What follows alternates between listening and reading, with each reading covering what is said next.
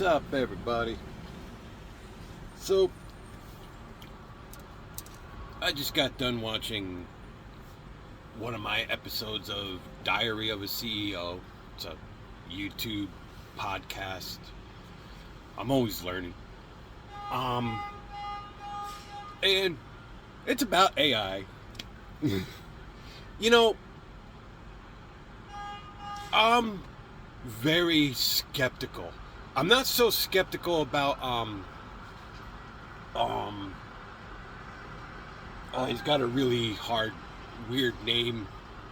The guy who's part of DeepMind, and now he's created another company with PI, which is private intelligence.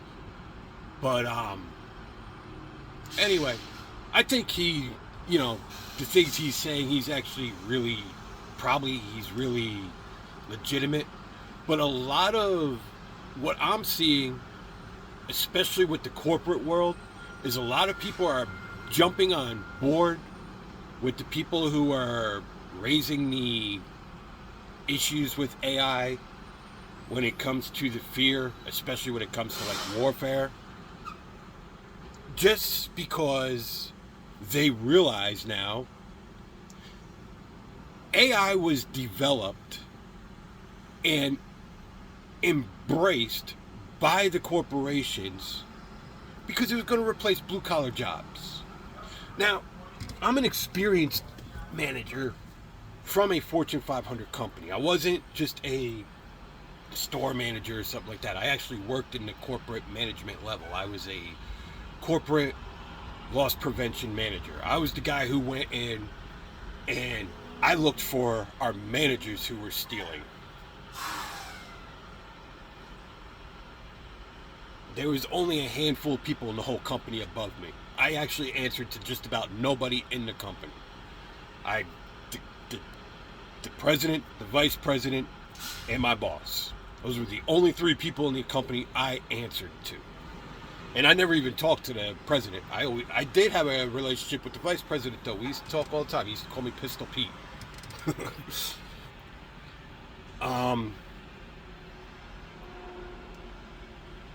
And with that corporate mindset, looking at AI, they're all running scared now. It's not that AI can't replace a lot of blue-collar jobs. It's the fact that it can actually replace more white-collar jobs than it can blue-collar jobs right now. White-collar jobs are really easy for AI to replace. Anything where it just comes down to analyzing, crunching numbers, even in the legal industry, paralegals. If you're a paralegal right now, you really got to be paying attention. I mean, to some extent, it can even replace a vast majority of lawyers. It's going to bring down the cost of lawyers. I mean, lawyers still have to look over everything, but now instead of having to do all the research, they look over everything and they make sure everything isn't. If they see something that's funny, they look. All they got to do is real quick just look up all the case examples that it's showing and make sure that those are real cases. So but it reduces the amount of work that a lawyer still has to do. When it comes to the corporate world, though, AI is a major threat because it's a big threat to a CEO. AI is really a big threat to all these CEOs. I mean, as a investor, right now I haven't been investing money. There's just things going on. I can't invest money, but when I get back to it. But one of the things I love about AI is I don't have to pay, as an investor, I could bring up the issue. I don't have to pay this CEO over here $250 million a year. I could pay this CEO over here $5 million a year. And I don't have to give him a golden parachute. I can give him a pretty parachute, a very nice parachute, but I don't have to give him a golden parachute anymore. Unless, they're the actual founder of the company, then that's a different case. The founder of the company, when they build up the company, when you build something up from scratch and you're the one that built that, you deserve to be rewarded, especially when it becomes something great. But for like Walmart, for example, instead of paying a CEO, I don't know what they pay him, but let's say they're paying him $200 million a year. I'm not sure what he's making right now, but let's just say they're paying him $200 million a year. As an investor in Walmart, I'd rather pay somebody $5 million a year that can use AI to do everything that this $250 million a year CEO is doing. And I don't have to give this guy the golden parachute that I got to give this guy, because he can use AI to do everything that guy can do. All he has to do is be smart enough to ask AI the right questions. That's the problem with AI. You just have to be smart enough to ask the right questions. I mean, I've already figured out that AI, when it comes to management, AI is amazing. I actually built a whole business model just out of curiosity. It's not something that I want to do. But I built a whole business model not only to compete with, but to actually surpass Facebook. I came up with a business model using $5 a year subscription fee. And you get no ads, you get no data collection, and you get no spying on you. And just that alone will already take Facebook out of the market, and it will be worth more than Facebook with just that one model, part of the model alone. But then I said, okay, what if we use the marketplace as another way to bring in cash? So you bring in people, and you're charging the people that are selling, you're charging them 1%, 1.8%, under 2%, under 3%, but you're charging them something, that it's no different than, a credit card transaction fee, which is about 1.82%.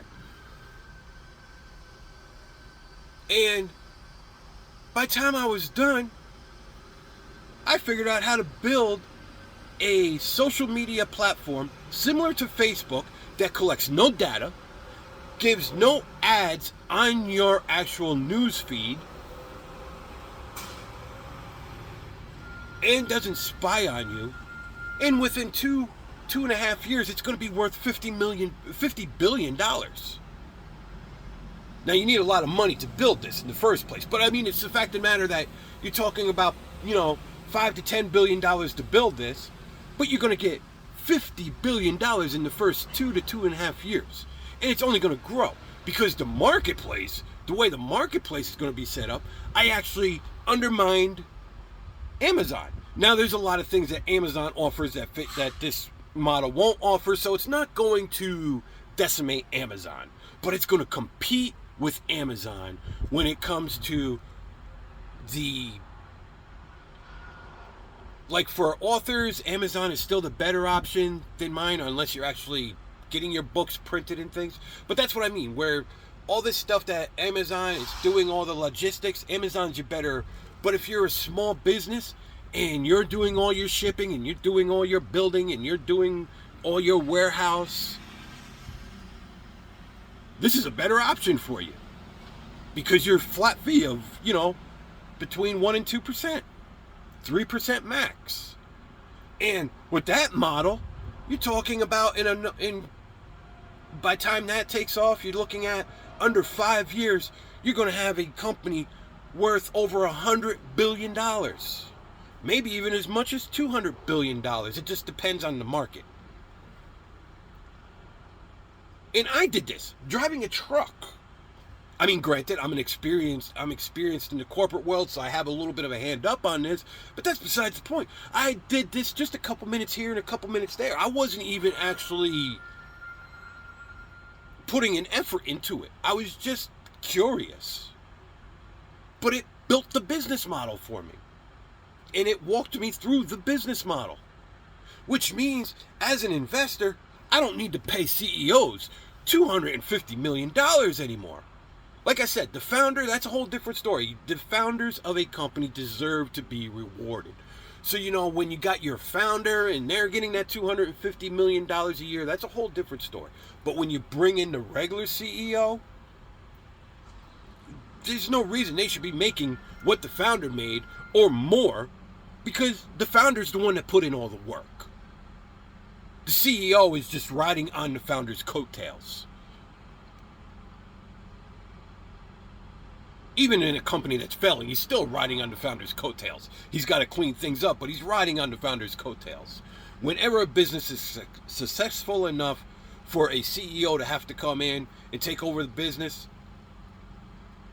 the CEO is riding on the coattails of the founder. And for investors, this is great. But it's also great for employees. It's great. It's a win for everybody but the CEO. It's a win for everybody except one individual person. I mean, there's some downside to it for, some upper management, but even them, it's not a complete downside for them. Let's say you have an upper management that you're paying them $1 million a year. Now, you can bring in upper management where you're paying them $600,000 a year, and they're using AI, and they don't even have an assistant anymore. They got an artificial assistant. And now the person that would have been the assistant, they're going to be some of your supervisors and your lower management.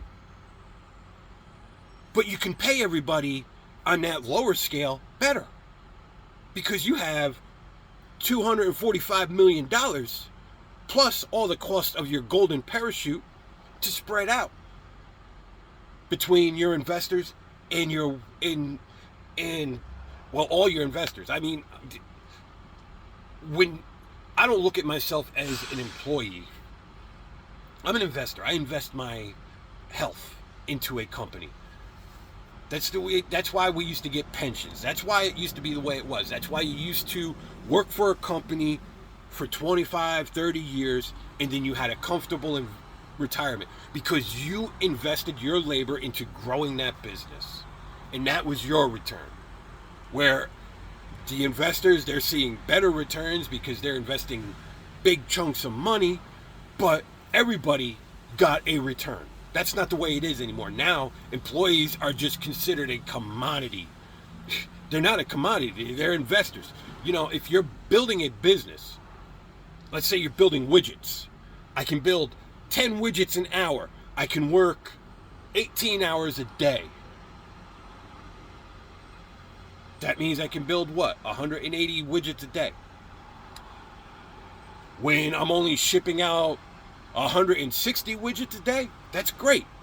When I need to start shipping out 300 widgets a day, I need somebody to invest their labor in my company so that I can make more widgets.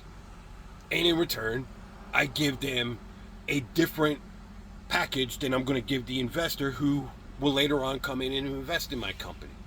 But it's a return of investment. Some people invest labor, health, some invest wealth, some invest health. That's what labor is. Labor is just investing your health. So that's what AI does. That's what AI is really great.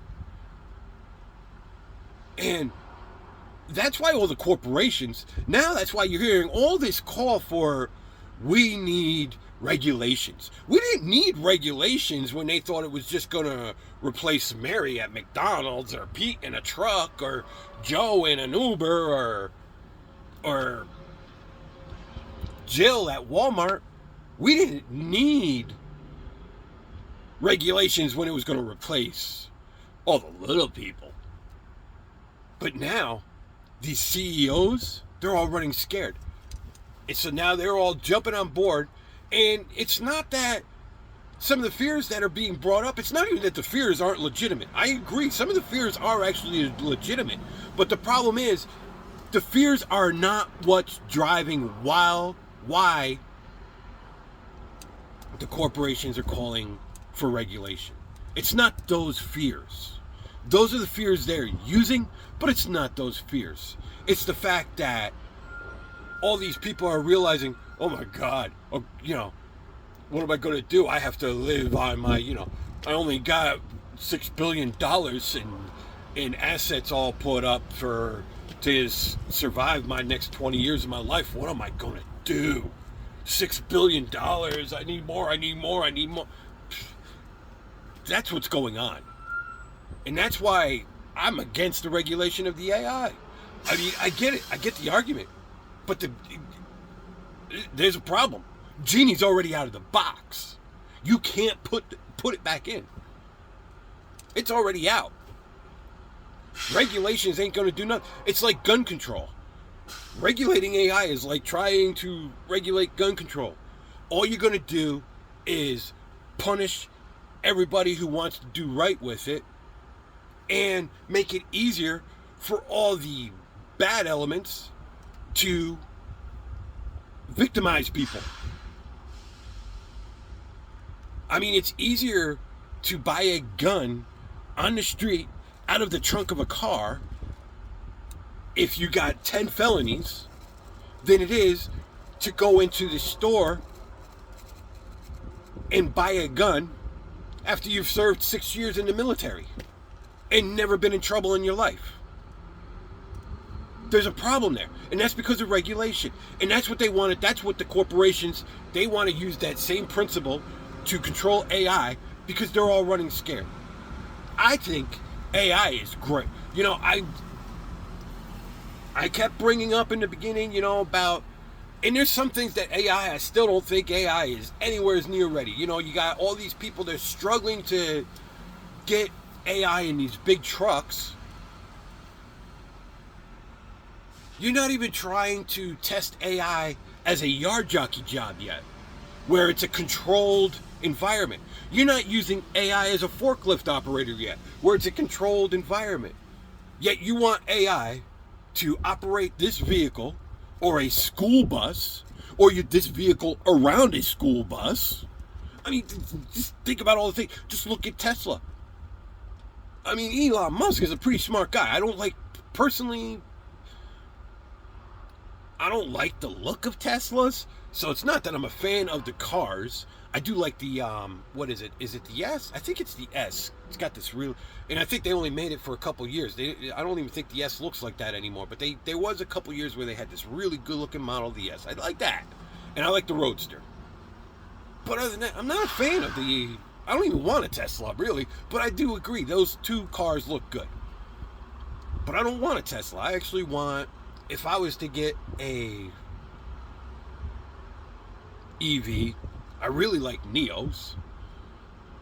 I really like the Mustang Mach-E, but I'm not going to get something called a Mustang when it's not a Mustang, so that's off the table. But my number one pick is a Lucid. I really like the Lucids. I just don't like their paint scheme. I know why they do it, but I just don't like it. So, you know, I'm not even a fan of Elon Musk's cars, but I like the way Elon Musk thinks.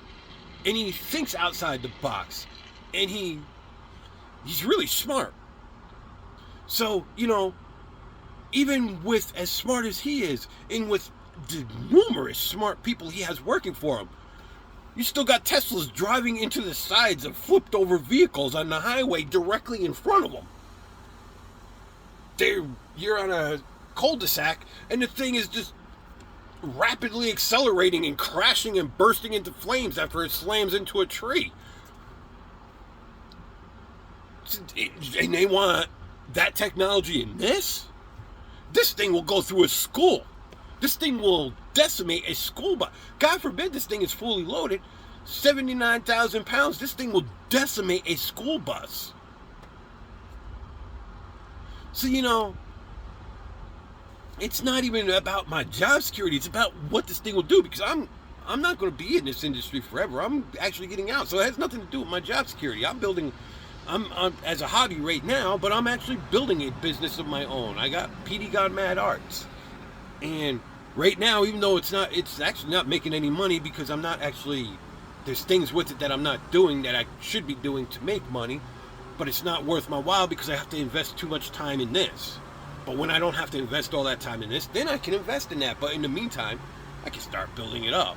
I can get it prepared. I can get everything ready so that when I launch it, it's there. It's ready.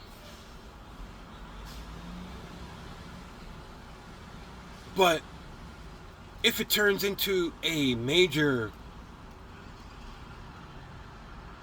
multi-million-dollar company, I don't have to hire a CEO to run it. Now, granted, like I said, I have corporate experience, so I have a little bit of a hands up. But I mean, even someone who doesn't have that experience, they build a business from the ground up and they start using AI as an assistant manager. By the time their business becomes a multi-million-dollar business, they don't need a vice president anymore. Unless it's a family member, that's going to be the next one that's going to take. Then, I can see for that. If you're going to keep the business in the family, then that's your vice president, and you teach them how you're using the AI.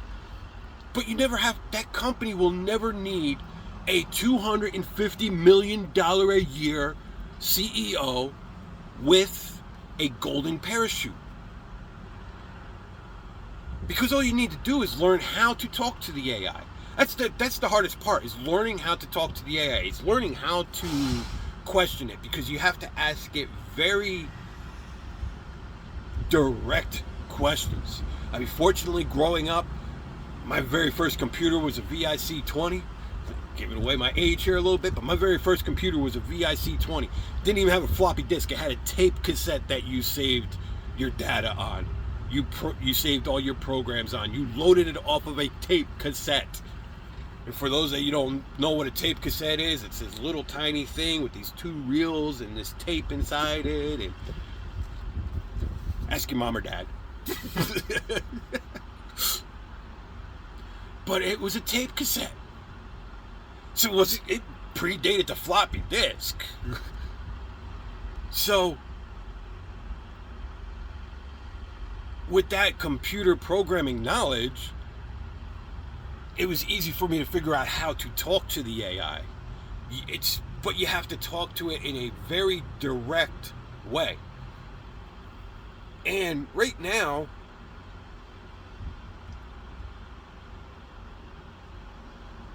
AI is probably, if we're going to be realistic,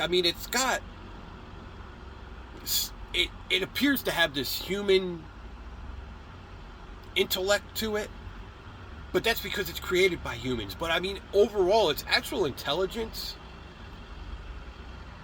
it's probably as smart as a mouse, maybe a rat.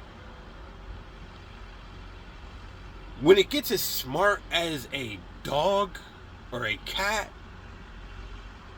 domestic dog or domestic cat, maybe, some wild animals like a wolf, that's when we're on the threshold. That's when we got to really start thinking about this thing.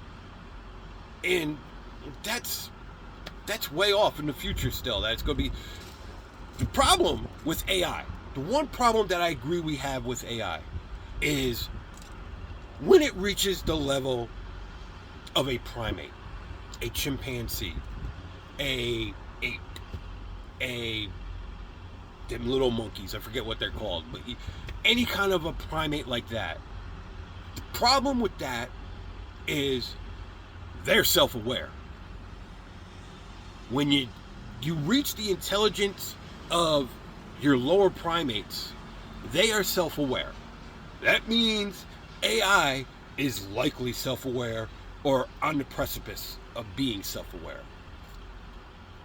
When it's at the intelligence of especially a dog, that's where you really want AI. And the reason you want AI right there is because dogs, they have a self-awareness, but they're also confused. They think they're one of us, or they think we're one of them. They don't realize that we're different. They look at us, there's got to be some awareness, but overall, they think we're part of the pack. We're all a pack. Me and my dog are a pack. And that's where you want AI. That's where you really want AI. That's where AI is going to be at its maximum, with its highest level of security, its highest level of looking out for us, and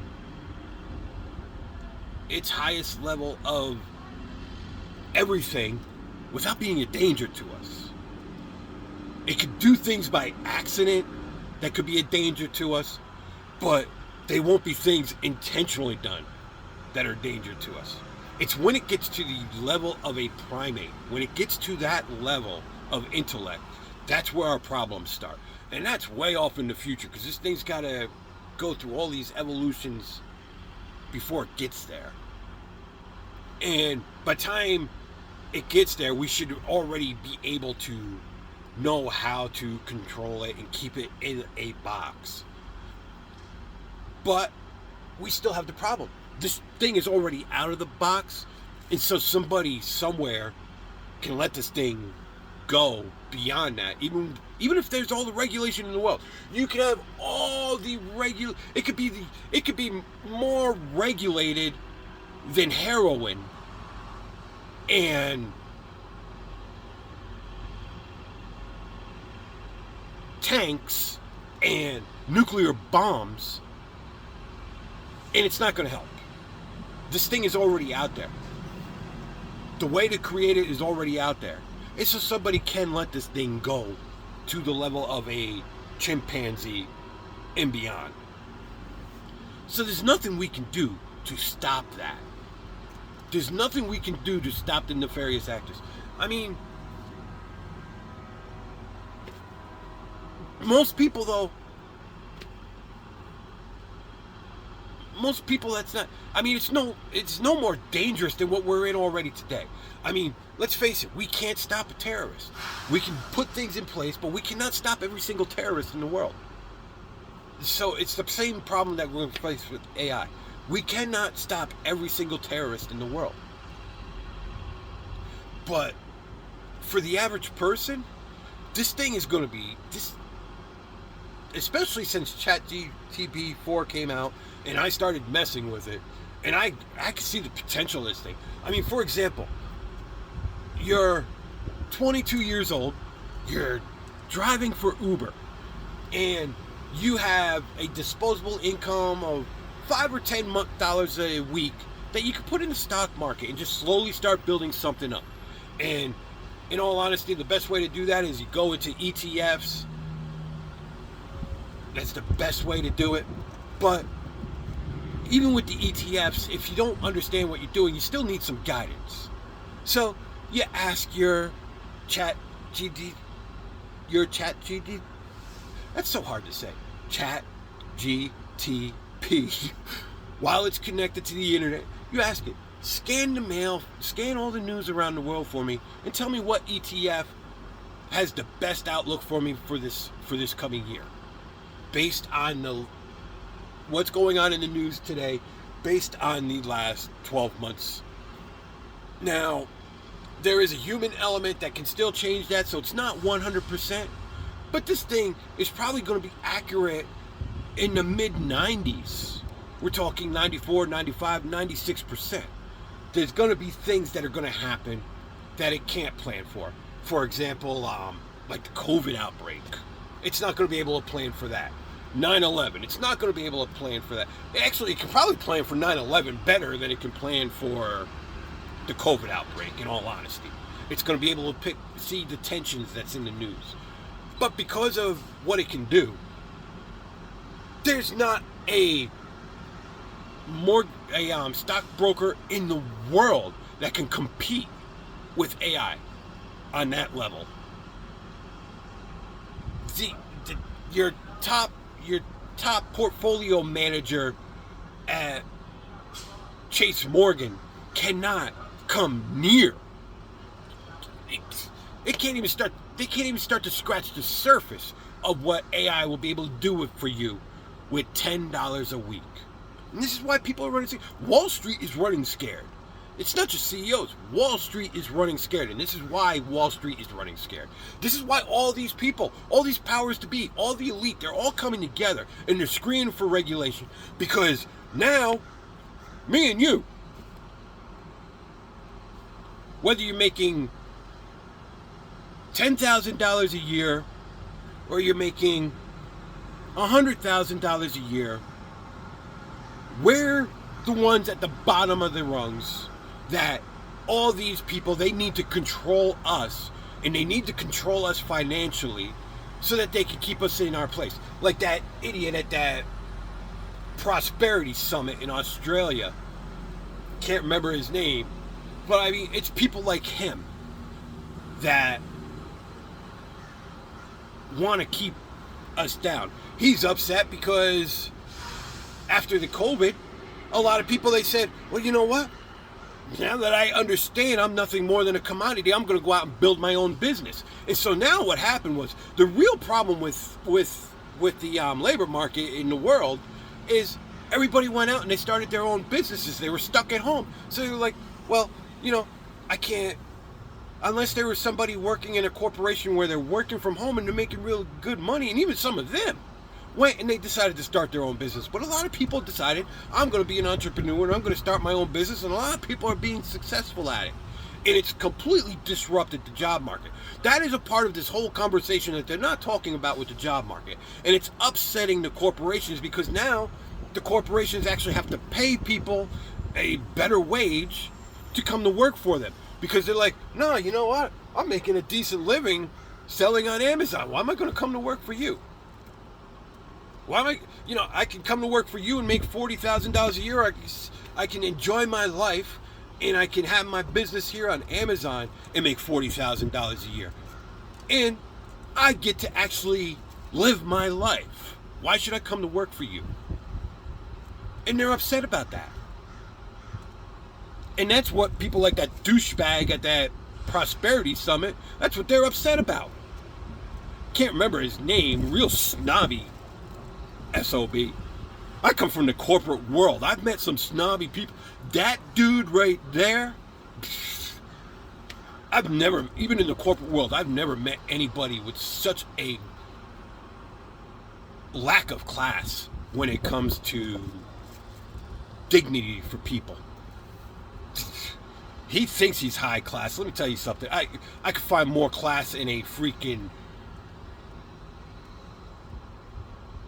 $100 a month mobile home park next to a strip club with $3 lap dances. I'll find more class there than what that guy has. Thinks he has class. No. More class, dignity, and respect. I'll find it there. I'll go into a crack house and find more class, dignity, and respect than what that guy has. But those are the kind of people right now that are pushing this whole agenda, because those are the people that are running scared.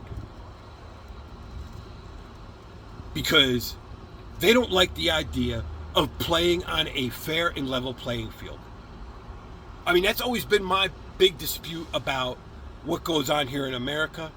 We say we live in a free market. We don't live in a free market. I try to explain to people all the time that in many ways we live in a fascist economic market.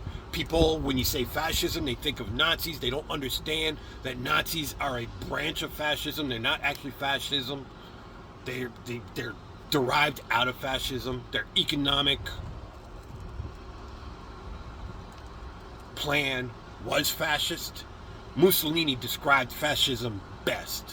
When it comes to economics, the economics of fascism is the merging of the corporation and government.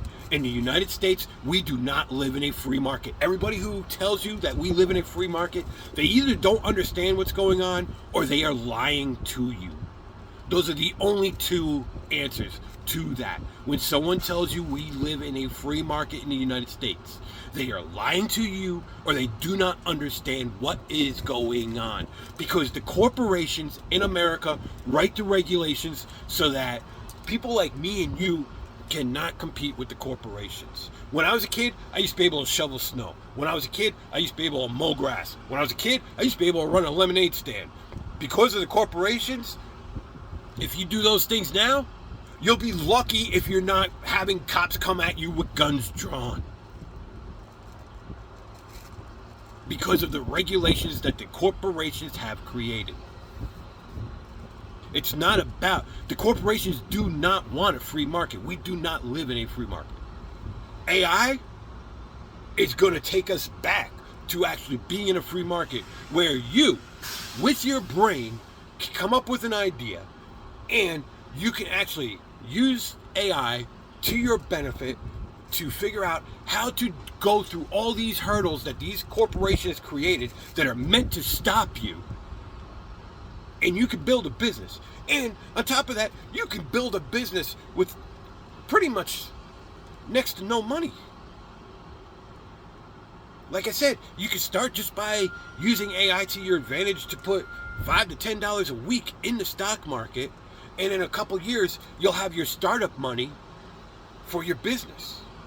And during that whole time, you're using AI to refine your business model. And that's what they're scared of. That's the big threat. That's the bigger threat. The biggest threat isn't the terrorists. Like I said, there's nothing we can do to stop the terrorists. But they are not the biggest threat.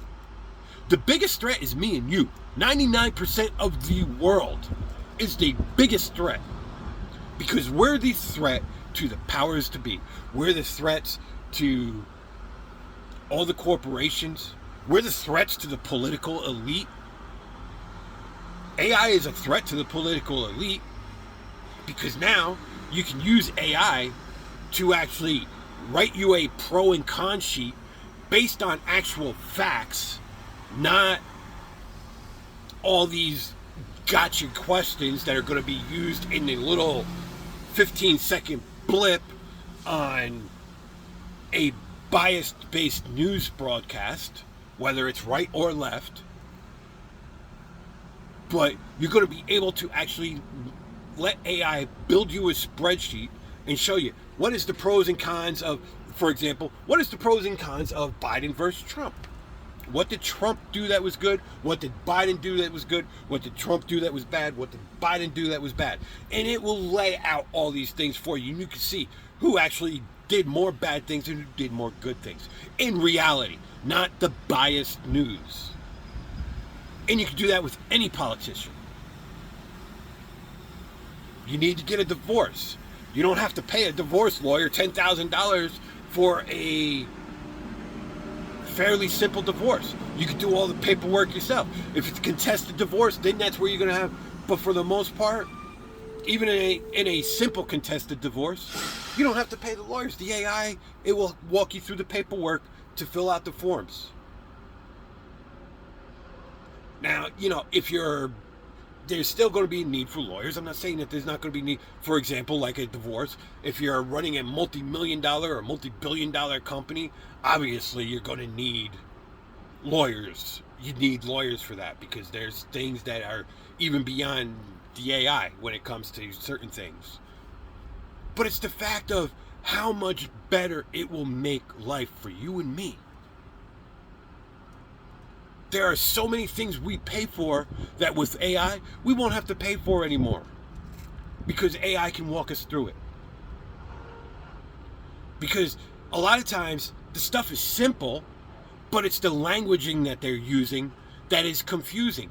And that's on purpose. Law is very simple. Law actually is extremely simple. The problem with law is the wording. It's not the law, it's the wording. It's made that way to confuse everybody so that people don't know. They can't understand it. They like to, we live in America, we speak English. Yet, when you're looking at these legal forms, they're full of Latin. They have all these different Latin terms in there. That's made to confuse you. Now, you can look them up, but the problem is, if you got to look up 30, 40, 50 different Latin terms and see what it means in the context of that paperwork, you're going to get overwhelmed.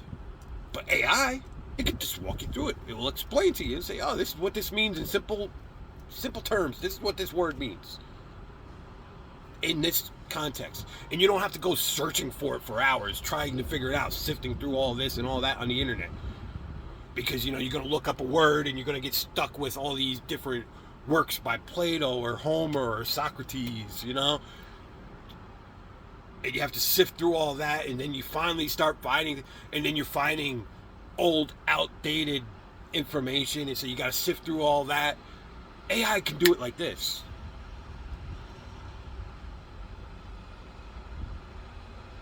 And that's what they're afraid of. They're afraid of people like me and you being actually independent and empower, and being able to again think for ourselves, earn for ourselves, pick our destinies again. Right now, you can't pick your destiny. You can try, and sometimes you're going to be successful. Sometimes you will be successful. And being, I don't think we should punish success. There's no reason to punish success. That's not what, when I'm talking about the fact that I don't have to, when I build my company, and if it becomes a big thing, I don't have to pay a CEO $250 million a year with a golden parachute. That's not about success. That's about greed. Paying this guy $5 million a year and letting him use AI to make his job easier and giving him a reasonable and, a lucrative retirement package. That's about success. Giving anybody who works in the company more of the share and profit because they're investing in the company with their health, that's about success. And being able to give more to the investors, the stock investors, that's about success. Because they're investing in my success and the success of my employees. And the happier my employees are, the more successful my business is likely to be.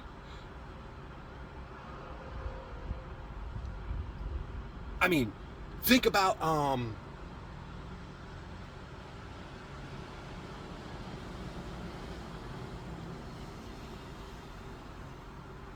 what's a good example?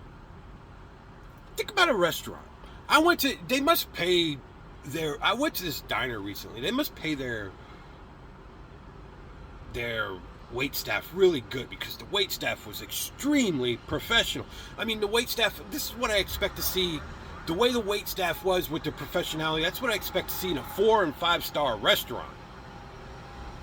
But the irony was, it wasn't much more expensive than going to Burger King and buying a Whopper meal. It really wasn't. It wasn't extreme. The drink was a little pricey, but alcohol is always pricey. But other than that, the food was great food. But you could tell they have a happy staff. It was an extremely professional staff. And you're talking about someplace that, when it comes to the cost of eating there, isn't much different than eating at Burger King. Yet, I've been to Burger King where there's a lot of really good staff. I don't want this to come, but I've also been to Burger Kings where you could tell that people are really depressed and unhappy with their job, and they're there because, how am I going to pay the rent this week? Should I pay the rent or should I buy my insulin?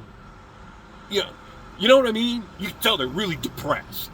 And it's just not, you feel bad going there. You just want to get out of there as fast as you can because you're like, oh my God, I'm in here. This poor guy, and he just looks so miserable.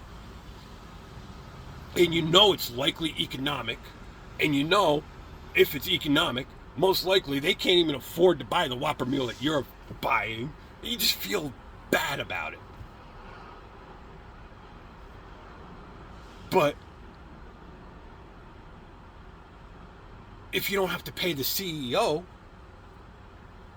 all this money, then you can give a greater share back to your investors on the stock side, and you can give a greater share to your investors on the health side, your labor. And they're going to be happier. And then they're going to be more happy to come there. And then people are going to be more happy to dine in.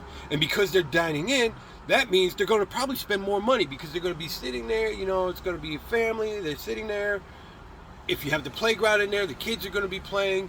And then, mom and dad are going to be like, you know what, maybe I want a piece of pie. And so then they're going to go up and they're going to order more. They're going to order the piece of pie, which means you're going to make more money. And even if it's only 15 or 20 people a day doing it, but 15 or 20 people a day, it adds up. 365 days a year. That adds up. That's a lot of money. All because your employees are happier, because you can pay them better, because you're giving them a share of what you're giving to this greedy dude over here that you're overpaying. But with AI, I could save $245 million, plus I could save half of my compensation package. Which means in the end, I'm probably saving $248 million. Which means in the end, this guy's actually only costing me, even though I'm paying him $5 million, the reality is he's costing me $2 million. Because I got a net gain of $3 million on top of the other $245 million. And that's what they're scared of. That's what AI is going to be really good for. And they don't want it. And they don't want us to have it. And they're going to do all this fear mongering. Like I said, there's some people. I think the guy from Open Mind, like I said, he's got a. I don't want to butcher his name. That's why I'm not going to say his name. But I just watched him on Diary of a CEO. I think he's actually, where he's coming from, he's actually coming from the heart. And like I said, I don't even disagree with the things that he's saying. But most people that are using his argument, they are not coming from where he's coming from. They are coming from a place of greed, and a place of keeping us down, and a place of keeping us in our place, and a place of not wanting a level playing field, and being scared to death of an actual free market, and being scared to death of actual competition. That's where most of them are coming from. The overwhelming majority, I'd say it's probably close to 90%, probably 10% of the people that are telling you these things, they are actually coming truly from the heart. Maybe another 5 to 10%, they're coming from the heart, but they're also coming from the heart with a sense of fear of what this will do to their company. But then you got the rest of them, they're just absolute greed. Absolute greed. And that's why, I'm completely against the idea of any kind of regulation around AI. Like I said, the problem is there's nothing we can do. If they wanted to regulate it, they should have regulated it all the way back in 2012, 2013, when it was being sold as taking the jobs of people at the checkout at Walmart, or in a truck, or in a taxi. They should have regulated it then. But they didn't want to regulate it because they didn't think it was going to be a problem for them.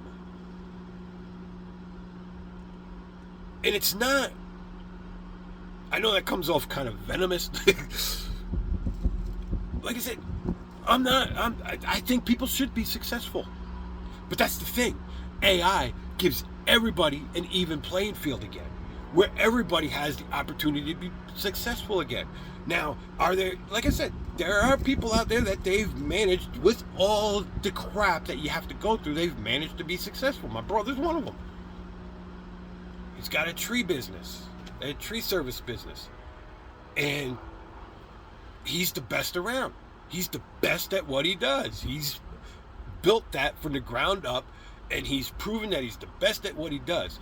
And he's, over time, going through everything that he had to go through, but now he's got a really great team as well.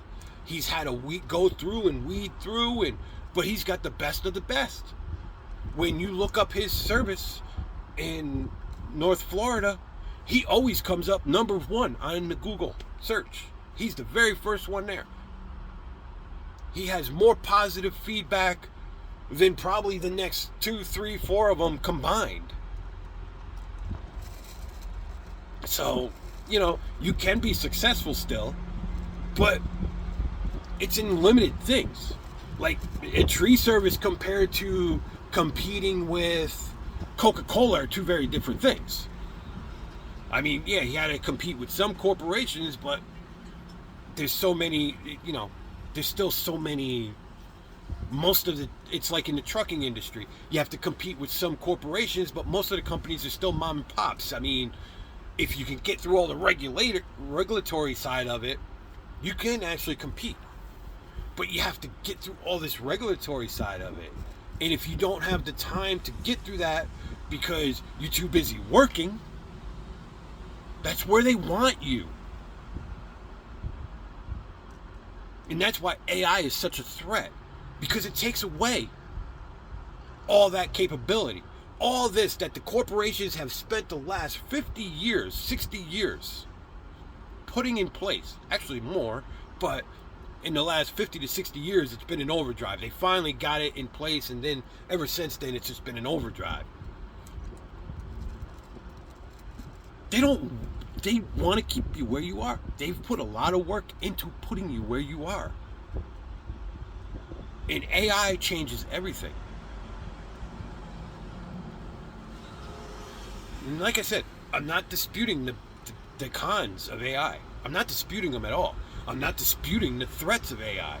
But the threats by most people are being way over exaggerated. Because like I said, it's already out of the box. There's nothing we can do. There is no way possible to put this back in the box. There is no way possible to regulate it now. They could have regulated it, and the corporations said, no, don't regulate it, don't regulate it, don't regulate it. They paid everybody, all the politicians, they paid them all off with their lobbyists. And now they're all running scared. Reap what you sow. You reap what you sow. What can I tell you? You reap what you sow.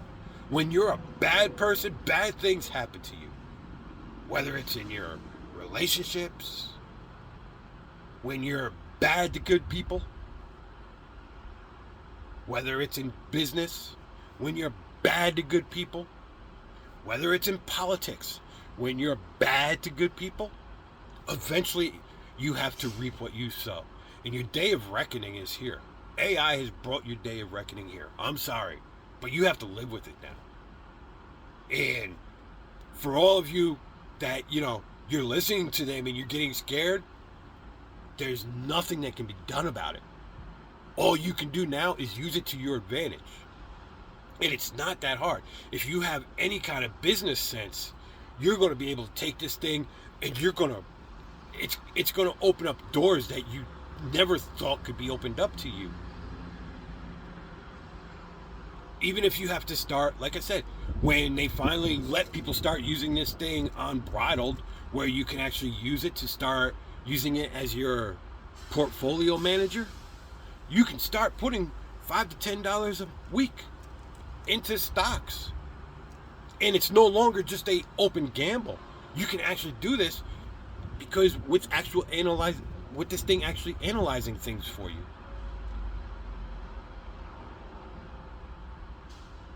And everybody doesn't even have to invest in all the same things. You tell it what you want to invest in, what you're looking for, what your goals are, and it will help you do that. Is it going to help you with $5 a week make $1 million next week? No, of course not. That's unrealistic. Next year, in most cases, unrealistic. In all honesty, if it wasn't for a greedy ex-wife, me and her, she could be anywhere she wants in the world right now if she wasn't so greedy. I almost turned $2,500 into $1 million, but I had to sell the little bit of money that I had in there, and then right after I sold it all to resolve an issue with alimony, everything went up. I had under $300 invested in Dogecoin. That $300 alone was going to make me $500,000. 2 weeks after I sold it all, it would have been worth $500,000. All the stuff that I had invested in the stock market, Nikola was my only bad investment. And even then, I didn't lose any money on Nikola because I sold it. It just happened to be a circumstance, but I sold it, so I actually didn't lose any money on nickel. But that was going to be my only bad investment. But everything else, I had hundreds of shares of AMC at under $1 a share. I was buying shares of Norwegian and Royal Caribbean for pennies on the dollar of what they're worth today. Like I said, I almost turned $2,500 into $1,000,000 because when COVID came, I saw it. And while everybody was running, I ran to the fire. I said, oh, yeah, you bunch of morons. And I ran right into the fire. I didn't even I didn't put no protection on. I just ran right in because I knew. I understood what was happening. And I caught it almost exactly at the bottom of the market. It was luck. Part of it was luck. But I caught it almost exactly at the bottom of the market. But AI can open up doors like that for you beyond just luck. And that's what they don't want. And like I said, like with the AMC, I was ahead of Reddit. I was way ahead of Reddit. Matter of fact, there's a guy, Boston Louie. I remember talking to him about it. And he thought about it. He's like, you might be right. And sure enough, what's AMC worth today? And I was buying shares for under $1 a share, and I had hundreds of shares. That's what AI can do for you.